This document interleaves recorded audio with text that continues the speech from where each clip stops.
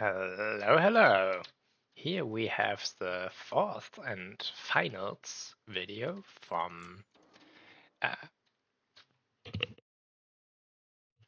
good start joking. The fourth and finals video from my 2v2 Subcommanders tournament where both players on a team play the same side with play the same faction with some special rules and settings to make it as close to the 1v1 experience as possible. We have here Leech Lord and the 28th Knight on Skaven versus Berserk and Eric Rawl on the Vamp Counts, and ended up on Proving Grounds. And let's start with the counts. We have one Crypt Ghoul unit going straight for a sneaky capture on this side with their Stalk and Vanguard. A Blood Dragon Lord on a horse. That's something I haven't seen yet. But Skaven have very good air defense, so it's hard to get in like this. Two Vargos forming a rather scary goon squad here. Vargos recently, I think, got immune to flanking, which makes them much better just sitting in there somewhere and grinding, or rather taking less damage while doing so. A full core of zombies, and the Singer Skeleton Warrior. A Necromancer with just, a mana printer, more or less, just as for Mildenrod, getting winds out, and the Corpse card with the usual healing. Manfred von Karstein, does he have his blade? No, so he's not mana printing, but staying back and surviving and doing a lot of magic, I would assume. He has a lot of different situation tools. This must have been quite expensive, but they're all for different setups. Gaze of Nagash is good to nuke artillery. The Fate of Puna is good to nuke weapon teams. This is to snipe Skaven Lords if they don't bring resilient ones. Raised Dead from a flying is of course to obstruct ranged units of all kinds, and healing doesn't need an explanation. And here is second Crypt Ghoul. And that's what. Oh, no, I haven't gone over the Skaven side yet. Ha! We see again the two assassins here. This time Snitch, though, and not the generic Master Assassin, grabbing this point early.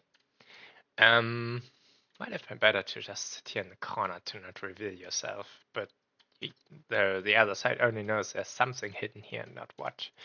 And the Gracia of Ruin with air defense spells and the Stormvermin summon. Yeah.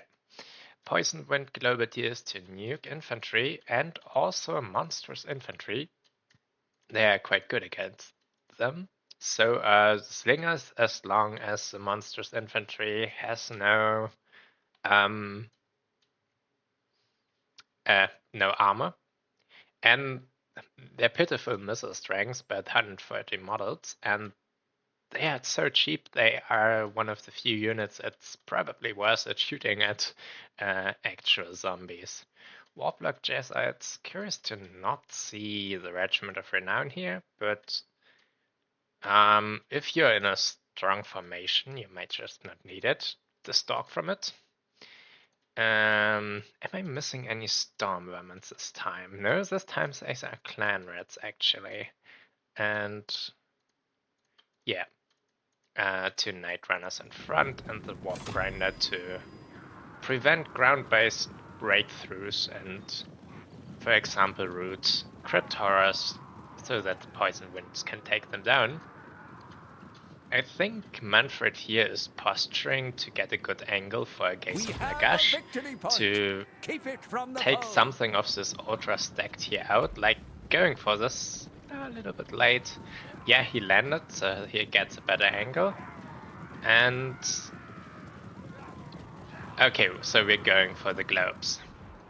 Let's see what it does. Should be quite... some crashed into the ground here. I really would have just shot it from the air and from somewhere here. You have 300 range, I think, on the spell. 250, okay, but still. And then you would have, yeah, not suffered from this. You see the slight uneven terrain here that took about half the spell.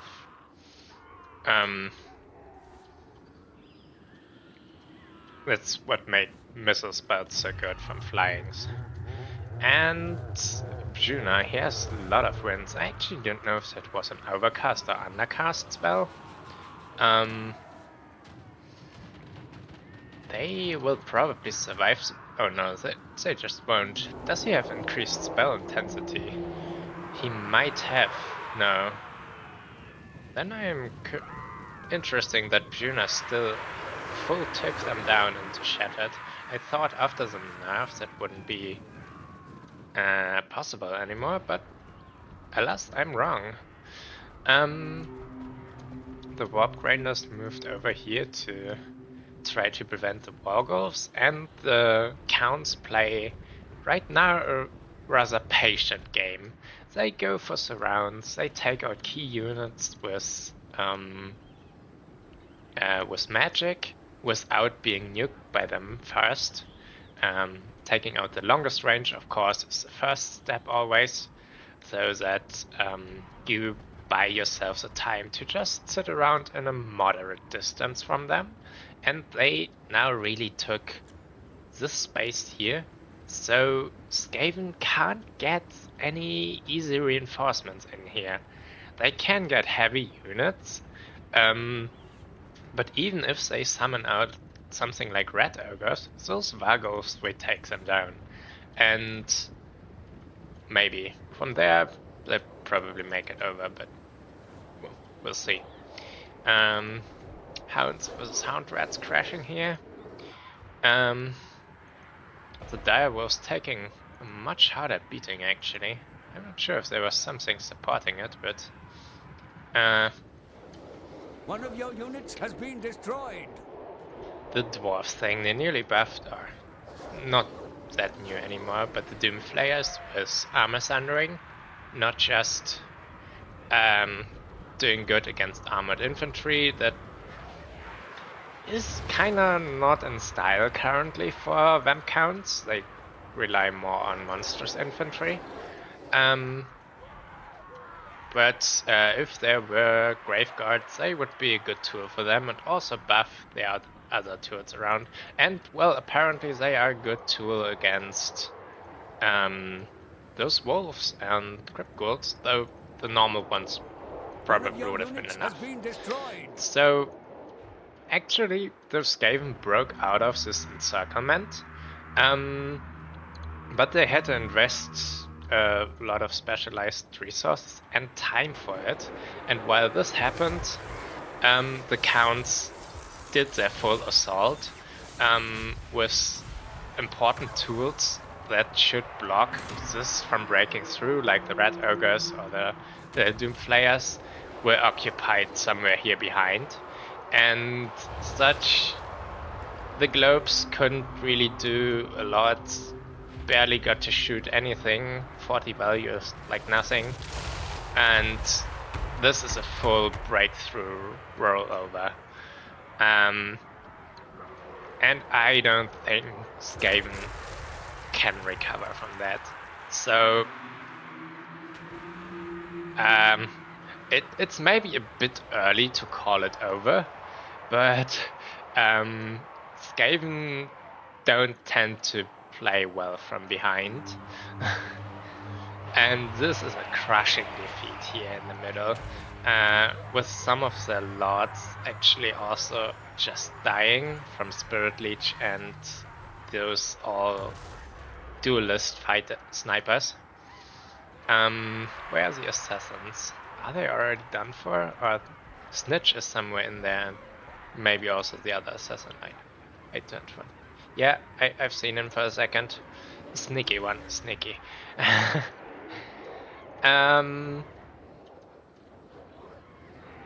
So yeah, this was a really good positioning and timing, forcing a reaction here that binding tools that the Skaven desperately needed, and then going for full here.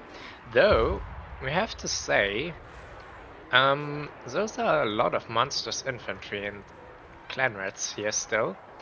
And there's a lot of red in here. As well the color as actual units. Of course, you don't really want to do a grind fight against counts, but if you're playing your cards well, those poison winds, you can maybe do it. Somewhere he died Skaven Lord, I think, the Gracier, which I don't know if he got the Storm Vermin summons out. I hope for him that he did. Though if you resummon him, you can get those charges back, and yeah. So maybe that's not a bad thing for the Skaven to do.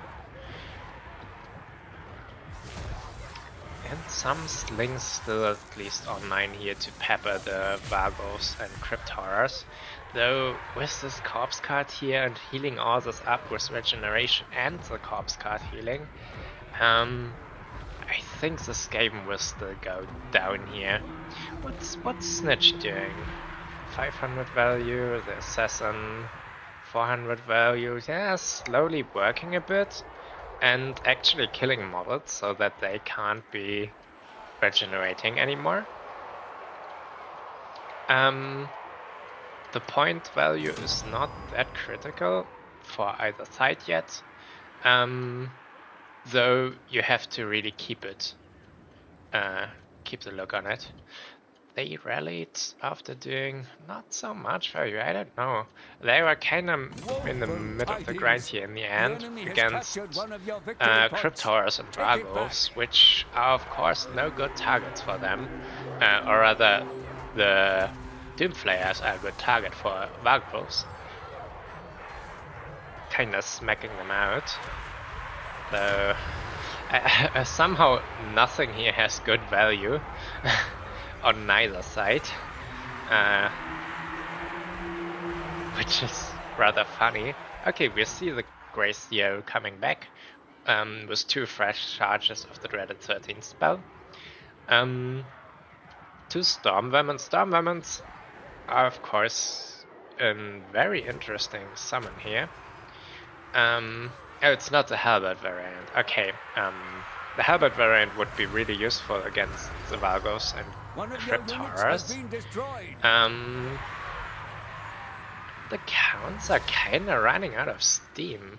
Like on this side they're still good, but they've summoned so many cheap mobility tools that they didn't have the sustaining power.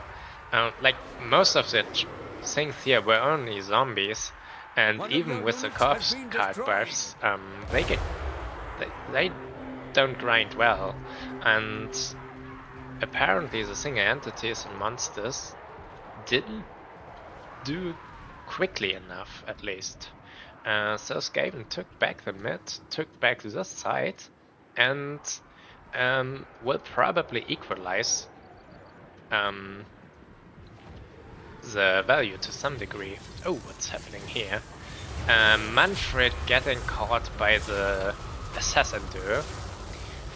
But summoning some zombies to block out them, and should now get out of there if he is not. Oh, he has the Howling Warp Gale. Yeah, roots against air targets also work if the air target is landed. And oh, he's making it out. Now we see the Avalanche Mortar. That's a really late summon for that. Interesting. Rattling guns. Full on weapon teams now in the late game. Usually you see in the late game more than the clan rat spam to secure the points. And but maybe they are just somehow supply capped And in a 2v2, you of course have to think about how you distribute the units onto your, or the roles onto your players. Because if you have all ranged on one player and all melee on the other, and then come into a situation where you don't need range or can't really use ranged, then you have one player that has no good summons on this point. At this point, the Skaven almost equalized the points again, but then lost both sides here. And yeah, this really might be what's happening here. That one player just has no melee targets, units to summon, or maybe even both are kind of supply capped right now, and you'd really need some capture rate right now going for this here. Skaven slaves, of course, don't have good capture rate as an expendable unit.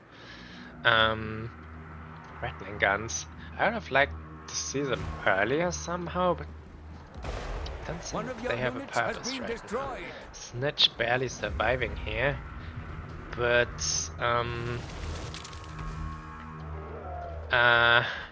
he's getting hunted. Maybe those ratlings get him, or maybe the ratlings shoot Snitch. We will see. No, they miss all together, and Snitch is dead. Yeah, that's bad.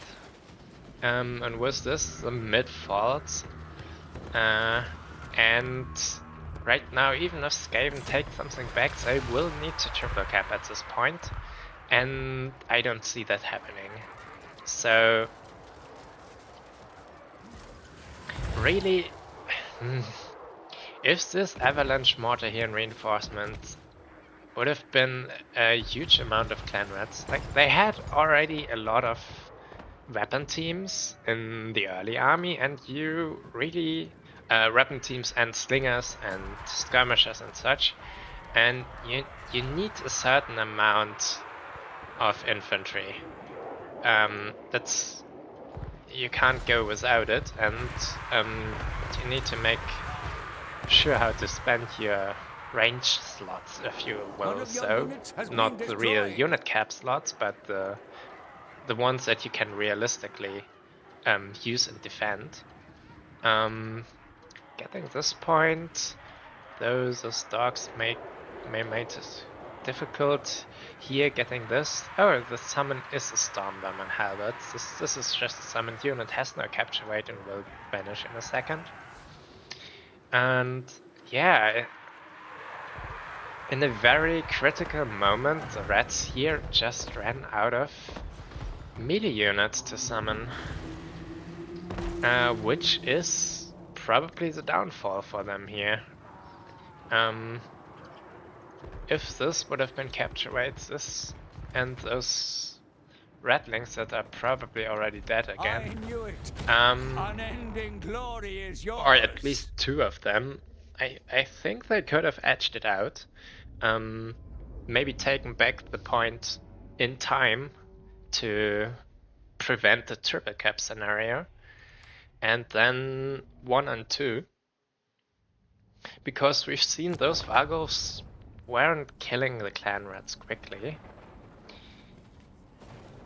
though with that terror and the Lord kill penalties, it might still have been enough for the counts. So it's only a possibility that the rats would have edged it out.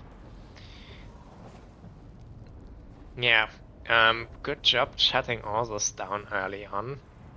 They also maybe got a good part of the value later on. I didn't really see it. They were on the side point against Crypt Ghoul, though maybe it was more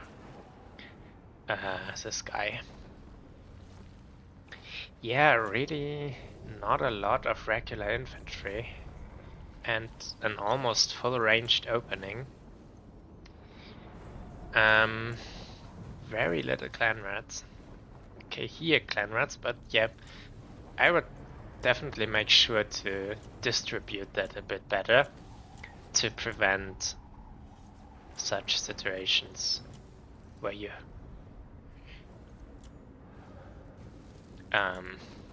okay, so the Rattlings and the Avalanches were on different players, so it seems like both ran out of melee units to summon, which of course is then really unfortunate.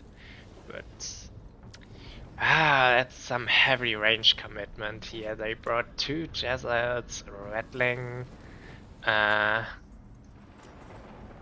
4 Slingers, 2 Globes, and the Avalanches, and then some Skirmishers. That's too much ranged. That's too much range, I would say. It was a good match, though. Honestly, really close. Much closer than I expected after this very good encirclement, distraction, and charging into the Skaven main force. Vargos did great. This guy actually not so much. There was a Mortis in the back. Mortis against Skaven. That's also something brave to bring, but I can understand to make a point of them counts always bring a Mortis engine.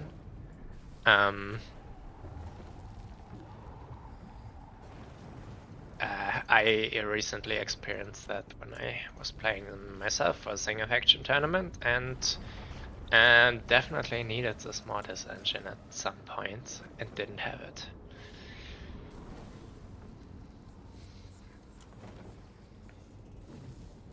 Yeah, still a great game, nice to watch, and GG to the winners, and also both sides, congratulations to the winners. And yeah, maybe I will host more of those. The turnout was a little bit low, but at least worthy another attempt. Alright, see you then.